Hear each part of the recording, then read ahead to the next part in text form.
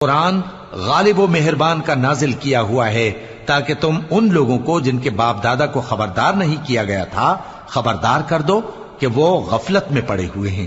ان میں سے اکثر پر اللہ کی بات پوری ہو چکی ہے، سو وہ ایمان نہیں لائیں گے۔ ہم نے ان کی گردنوں میں طوق ڈال رکھے ہیں اور وہ ٹھوڑیوں تک پھنسے ہوئے ہیں، تو ان کی گردنیں اکڑی ہوئی ہیں، اور ہم نے ان کے آگے بھی دیوار بنا دی اور ان کے پیچھے بھی، پھر ان پر پردہ ڈال دیا تو یہ دیکھ نہیں سکتے۔ اور تم ان کو خبردار کرو یا نہ کرو ان کے لیے برابر ہے، یہ ایمان نہیں لائیں گے۔ تم تو صرف اس شخص کو خبردار کر سکتے ہو جو اس نصیحت یعنی قرآن کی پیروی کرے اور رحمان سے غائبانہ ڈرے، سو اس کو مغفرت اور بڑے ثواب کی بشارت سنا دو۔